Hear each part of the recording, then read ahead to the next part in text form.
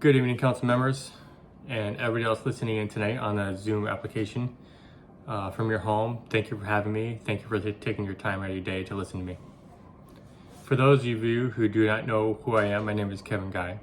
I have been with the Southington Fire Department for roughly 3 years now. And overall, I have roughly 15 years of experience in the fire service community. About 6 months ago, I was asked to look at some information about possibly going for a grant for the town for a community risk reduction program. So for the past 6 months, I did just that. I was able to analyze and assess some data, which includes the NIFRS program, which is what us firefighters use for report documentation. I took some members of the fire department aside and talked to them and got their personal opinions. And I was also able to tap into the Southington GIS system. Along with all this data, I was able to use my own experience while serving this town. What I did is perform a community risk reduction assessment. The community risk reduction assessment is a program that identifies possible ways to correct these actions through 5 steps. 1, to identify and prioritize the risks, develop strategies and tactics to mitigate these risks, prepare the community risk reduction plan, implement the community risk reduction plan, and finally, monitor, evaluate, and modify the plan. It sounds like a lot of steps, but it's easier said than done. In the first step of the assessment, I was able to assess 9 areas of town, which are the demographics, incidents, partners, geography, building type, economics, critical infrastructure, historical events, and hazards. While looking at these 9 areas and compiling the data and analyzing which areas were spending the most amount of time and money, I found that the fire department is actually sending a lot of resources to faulty smoke detectors within our own town. I'm not saying that they're not important. I'm just saying if people had smoke detectors that were working properly, it would allow the fire department to remain operational ready instead of dealing with the faulty smoke detectors. Even though this doesn't seem like a big risk, every time a firefighter takes a fire apparatus on the road with lights and sirens, they're risking their lives and the lives of the people on the road that they are trying to pass, only to get to a occupancy or a building, or a business with a faulty alarm.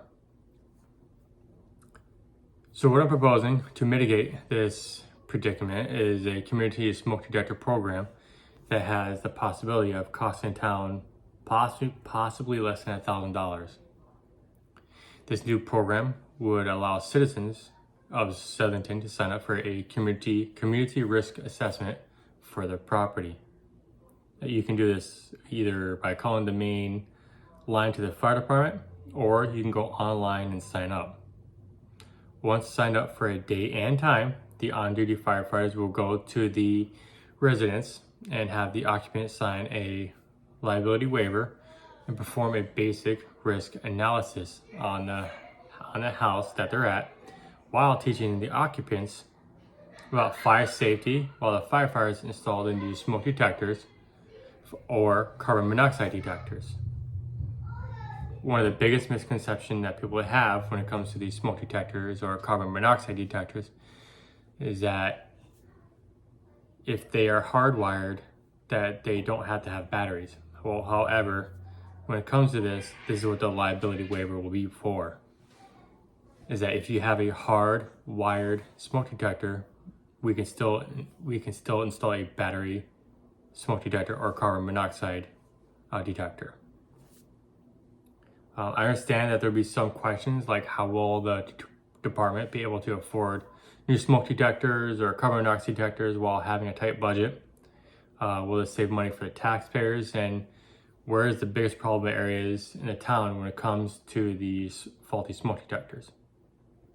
So I did take some of the initiative And I talked to vendors within the town of Southern who are willing to supply the first set of smoke detectors and carbon monoxide detectors free of charge for the fire department.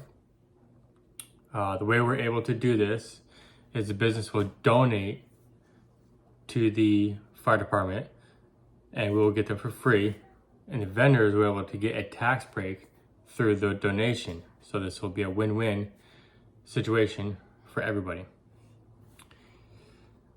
In the worst case scenario, and the vendors did not supply any smoke detectors, this would approximately add $1,000 to the budget. Considering we are trying for a grant, this will be a huge benefactor and will add value to the application process. And also, the businesses and vendors can take advantage of the tax breaks.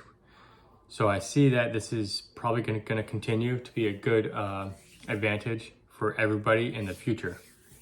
Regardless whether or not we get grants in the future, this can still possibly cost a very minimum amount of money.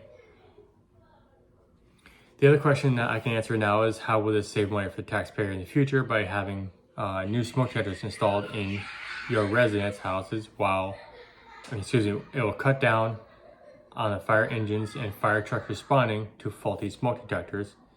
Therefore, it would save money on maintenance, like costs for tires, oil changes, fuels, and general wear and tear on the fire apparatus.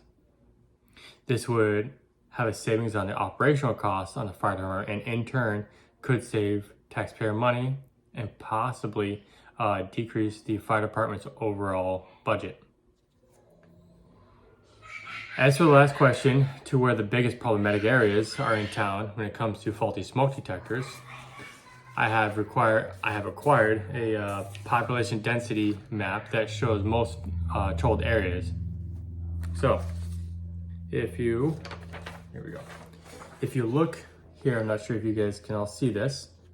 The darker areas is where the more populated areas are, and that is actually where we're also finding where most of the faulty smoke detectors are.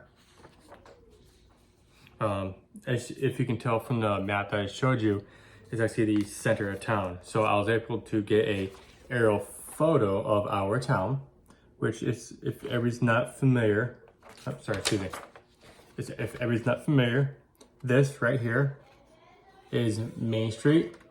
Then you have Liberty Street. And then you have Columbus Avenue down here. In that one area, we have had to service faulty smoke detectors and carbon monoxide detectors several times a day. So just in this area alone, we would see a huge turnaround on this. The other incentive for doing this type of program would allow the firefighters to become familiar with the town's residents and businesses on a more personal level. This will also allow for people who are not necessarily comfortable asking fire-related questions in a public format to ask questions related to fire rescue in the comfort of their own home. Again, I will reiterate that this is the best way to free up fire apparatuses for other emergencies and manpower so that they can be ready for whatever comes their way. It'll save wear and tear on the fire apparatuses, and this is also the most cost-effective way that I found going through everything that I've seen so far. Thank you.